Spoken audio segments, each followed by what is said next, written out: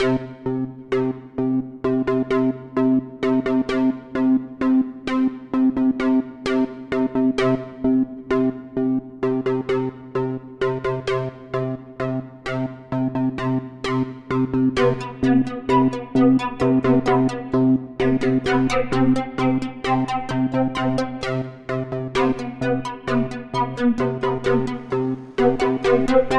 I'm Stanley Pranin.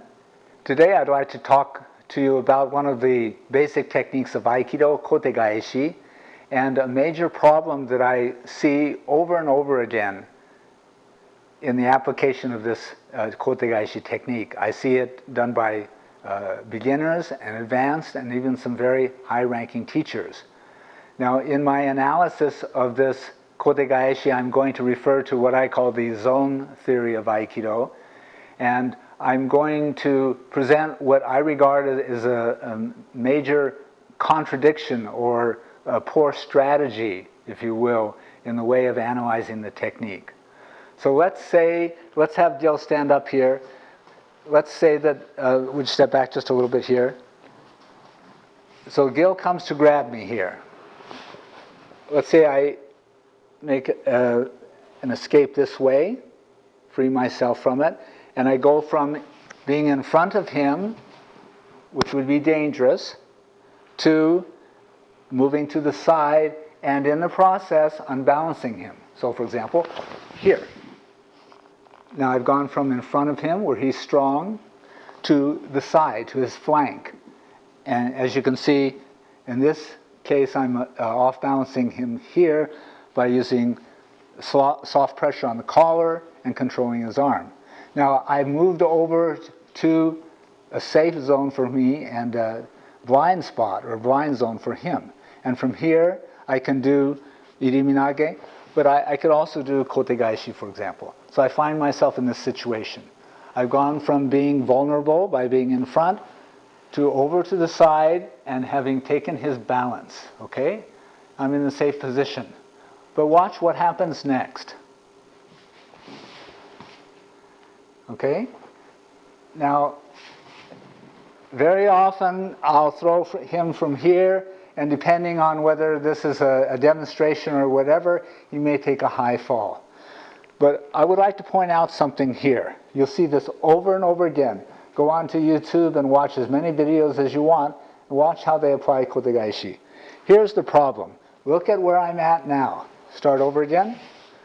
Okay? I'm in front of him. I come here, I go to the blind spot here to take his balance. I'm safe. Then what do? I turn this way, and he comes around. Once again, we're facing each other.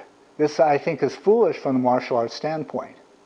Okay, so if we see this problem, and it occurs over and over again, and if you agree that this is a problem, what are possible solutions? Let me show you some of the solutions that I've come up with. Here, I can come down. First of all, I could use atemi here, okay? Another thing that I can do is when I'm here, I can move my chest in.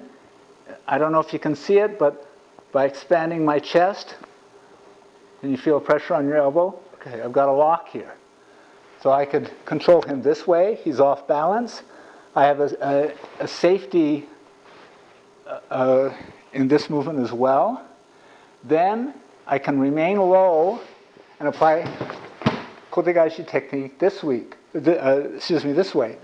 So he never stands up at all, and I never find myself in the situation of being faced with him directly.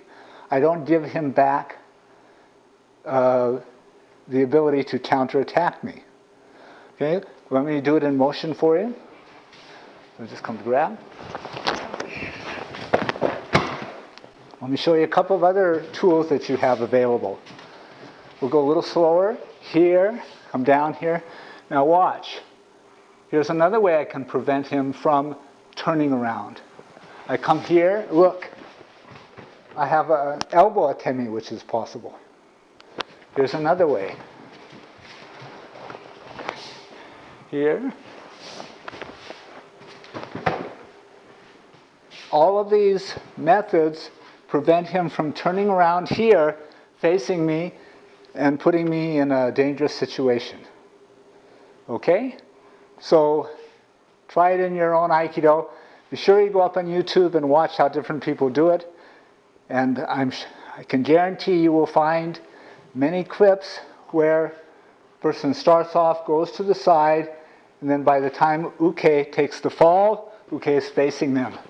Uke could counterattack very easily. Okay? Thank you very much.